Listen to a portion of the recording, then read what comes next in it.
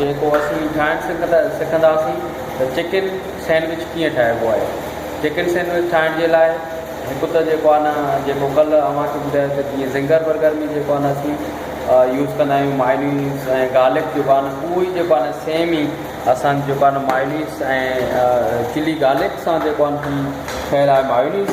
उनखां पोइ जेको आहे न बॉइल थियल चिकन आहे। हीअं जेको आहे बॉइल थियल चिकन आहे जेको असीं जेको आहे उन में यानी कि बोनलेस जेको आहे थाई बोनलेस उहो असीं पाणी में गरम करे उनखे ऐं चिकन खे मैदो करे थोरो ऐं मायोनीज़ मिलाए पोइ हीअ जेको आहे न चिकन ठाहींदासीं। हिन चिकन ठाहिण खां पोइ असां जेको आहे न ब्रेड मिलंदो आहे उहो ब्रेड जेको आहे न उन में असीं रखी करे उनखे पहिरियां जेको आहे न साइड्स कटींदासीं। हिन जो जेको आहे न साइड कटण खां पोइ असीं हिन जे विच में ॿिनि हिसनि में जेको आहे न विराईंदासीं। ॿिनि हिसनि में विराइण खां पोइ हीअं ई हूंदो। उनखां पोइ असीं हिनखे छा कंदासीं मायोनीज़ जेको आहे हणंदासीं।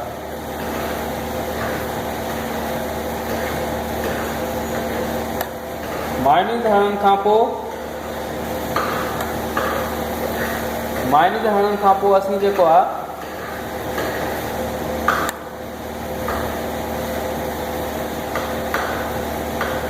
उनखां पोइ असीं हिन में जेको आहे न हिकु हिसे में असीं चिकन हणंदासीं।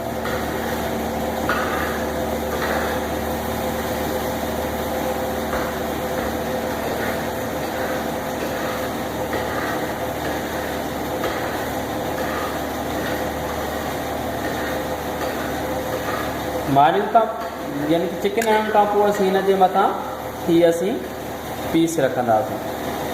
पीस रखण खां पोइ ॿ शयूं आहिनि। हिकु त असीं हिनखे जेको आहे न उन में थोरो तए ते या फ्रायर में थोरो हल्को ईअं गरम करे या जेको आहे न असीं ओवन में गरम करे जेको आहे रखंदासीं। असांजो चिकन सैंडविच ठही वियो आहे। तव्हांजी वॾी महिरबानी ॾिसण जी वॾी।